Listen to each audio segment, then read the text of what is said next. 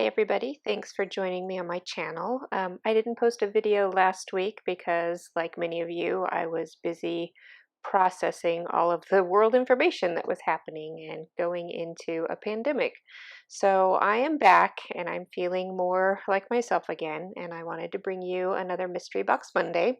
So you can see my box, and I just took it off screen there.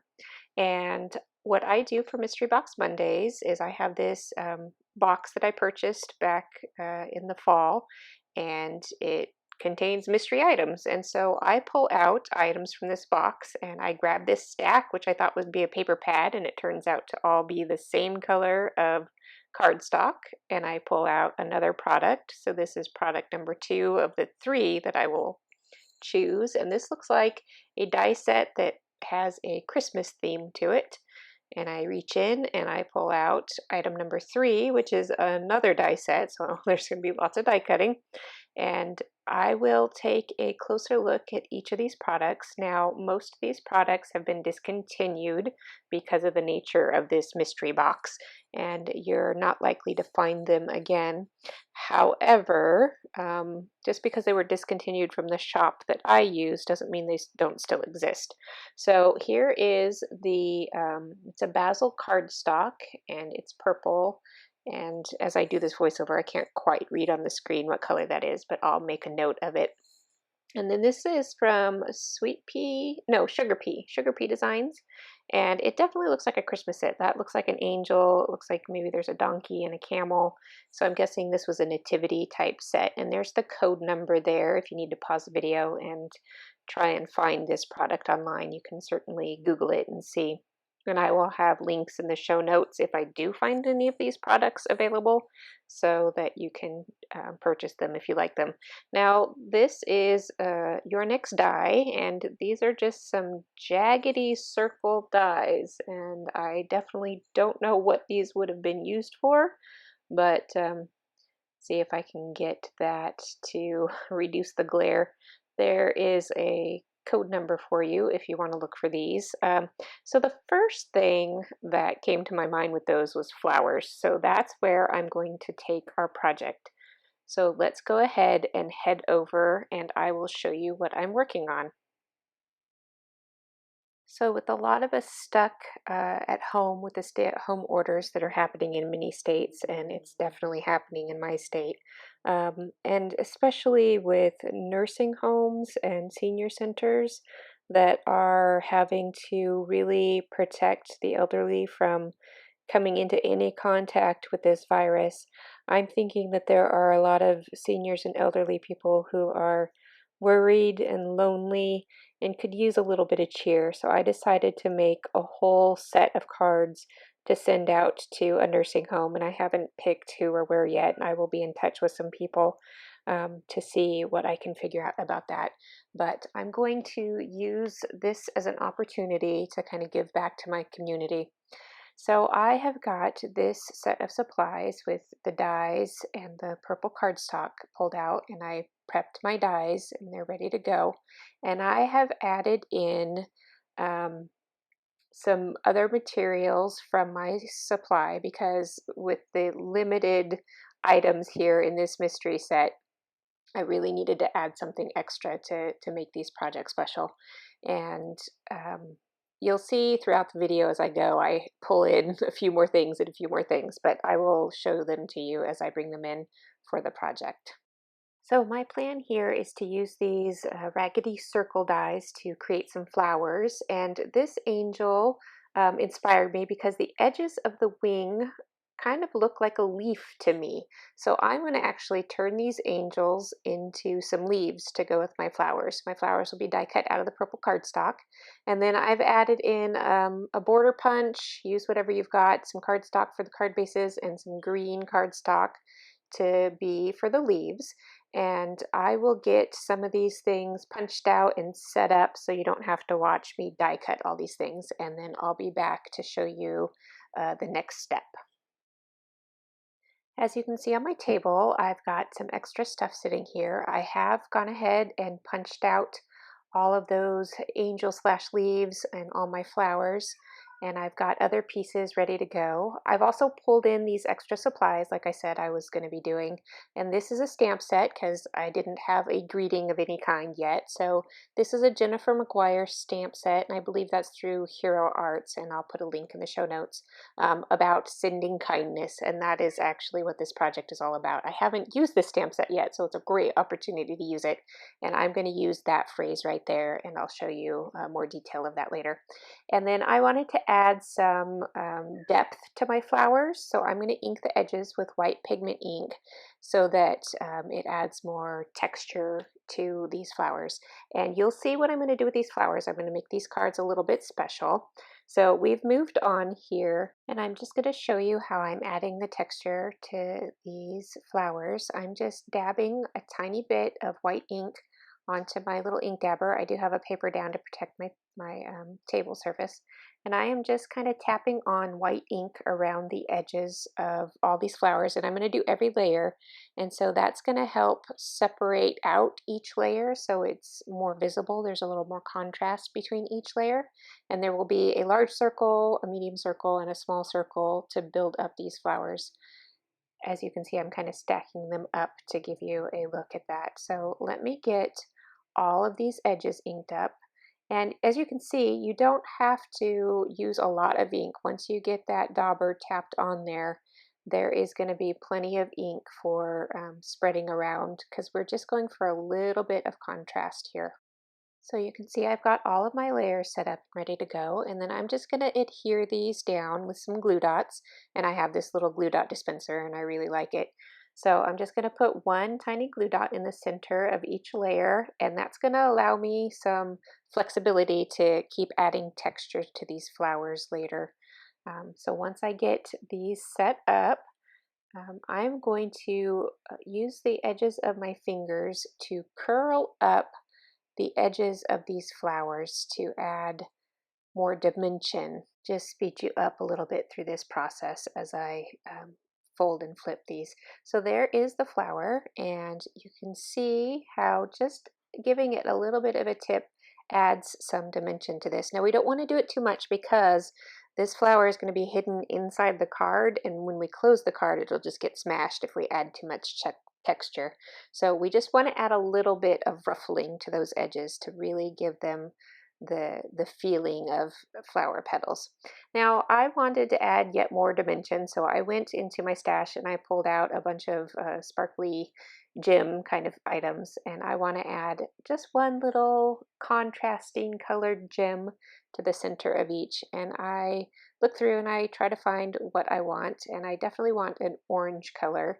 And so I picked these ones out. Now this one here is, I'll put a link in the show notes, but it's a very rounded, kind of rough textured gemstone. So in person it gives it a lot of texture and dimension, and that little pop of sparkle and color just adds a little something extra special to this project that I think will make people smile. All right, I've set those flowers aside, and I will just repeat the same thing with all of them until I have 6 flowers. And I'm going to move on to these little angel shapes, and I'm going to modify these shapes with my scissors to turn them into leaves. So the first thing I'm going to do is cut off the angel's head. I feel terrible saying that, but that piece I don't want to be in there. And then I'm going to cut these in half because really these shapes kind of make two sides of a leaf. And you can see how when you get that piece together, how it kind of turns into a leaf. Now, I thought I would be able to just leave those edges on there and tuck them under, but they were sticking out a little too much. So I'm just going to cut those off. So now I have these two pieces. And as you can see, when you tuck them behind, it looks just like a leaf. So I am going to set about modifying all of these pieces, and I might add leaves around the 3 spots on this flower. We'll see how it goes. And I'm going to glue those two halves together, and then I will glue the leaves to the back of my flowers. So I will be back with that next step. And here we are back with the finished flowers. So instead of doing 3 leaves all the way around, I just clustered the leaves in an edge, and I used some contrasting the two contrasting greens. So as you can see here, they look like a sweet little floral, I wouldn't say bouquet, but you know, a sweet little flower with some leaves sticking off, and that you can see the sparkle and shine there from that gem that adds a lot of detail. So then we're going to move on to putting these flowers into the card.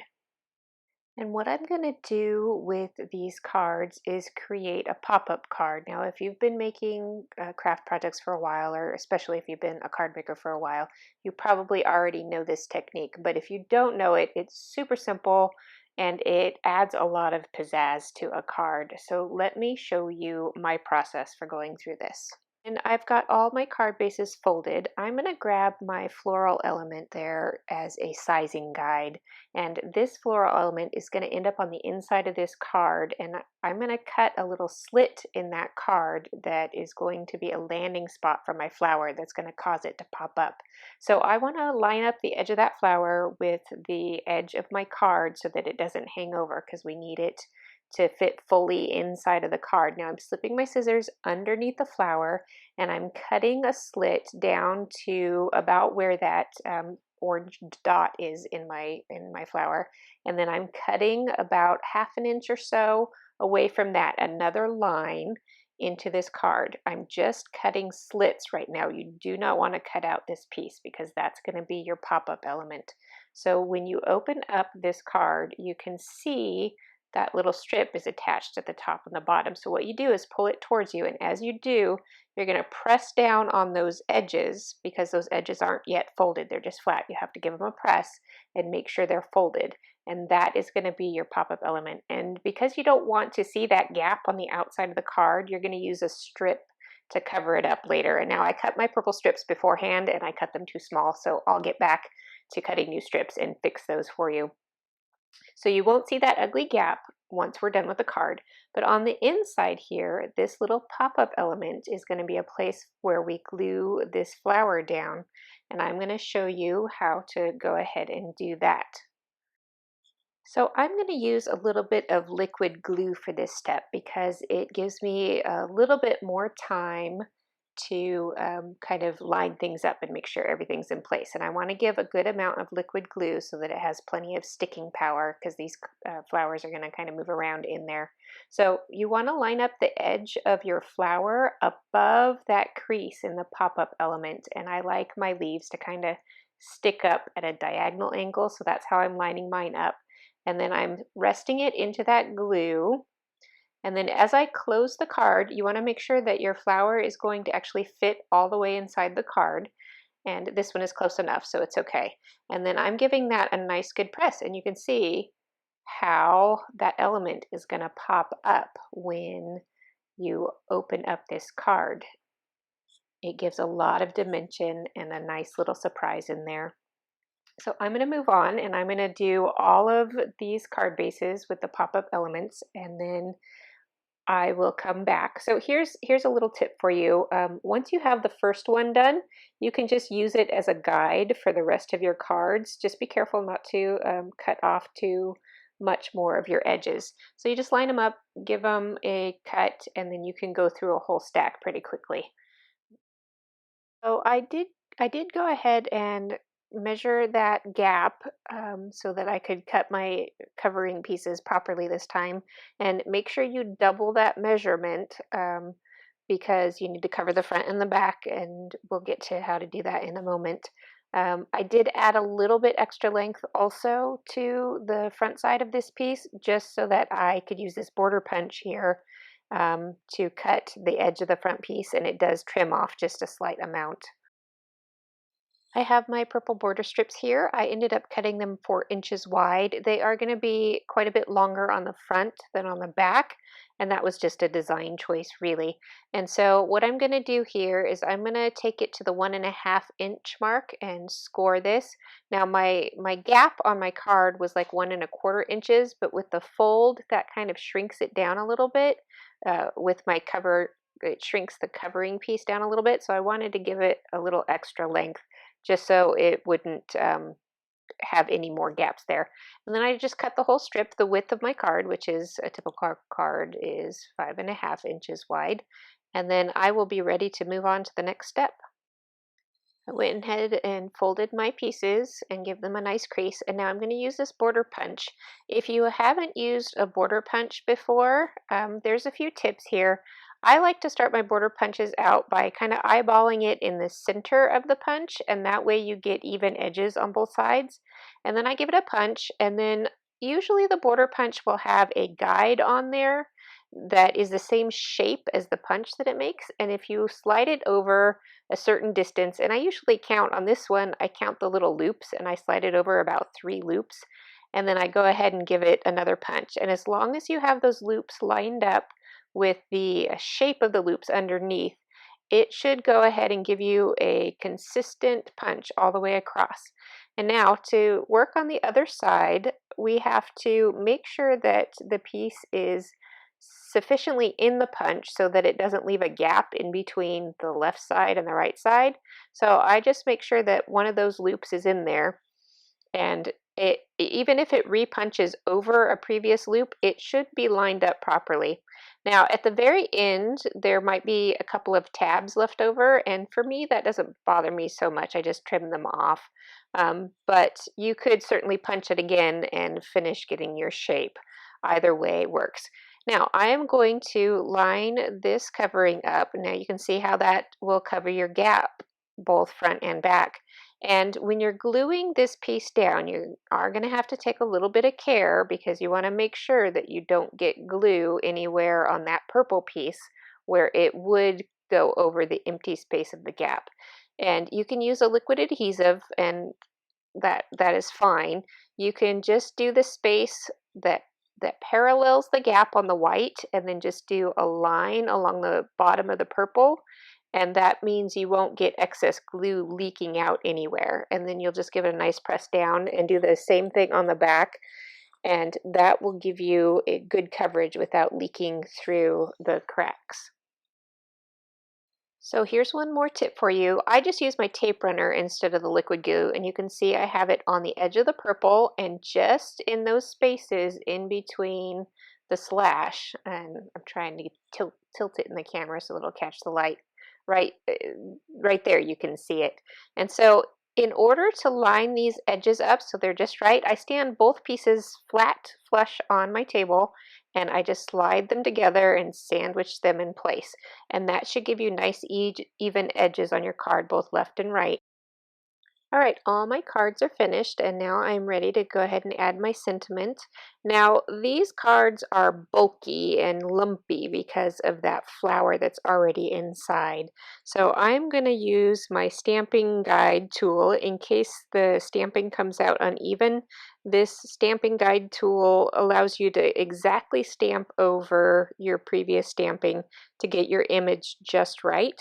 If you're not familiar with this stamping tool, it's called a MISTI, and there are other brands on the market that do similar things.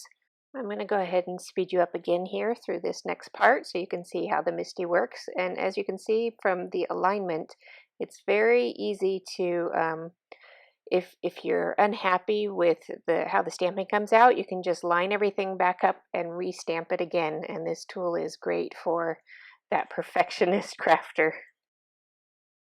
One final detail to add to this card, I'm using a little bit of purple ink to add this row of hearts down in the bottom left corner. That helps balance out the design, and that will finish off the card for this time. I know this video was a little longer than my usual videos. I thank you for joining me and sticking with me to the end. And let's take a look at this card. So there's the front design, which is pretty on its own, but then when you open it up, you get this lovely surprise inside. So thanks for joining me. I hope this video has inspired you to make some cards to donate into your community as well. If you enjoyed this video, please like, subscribe, and get notifications for my future videos.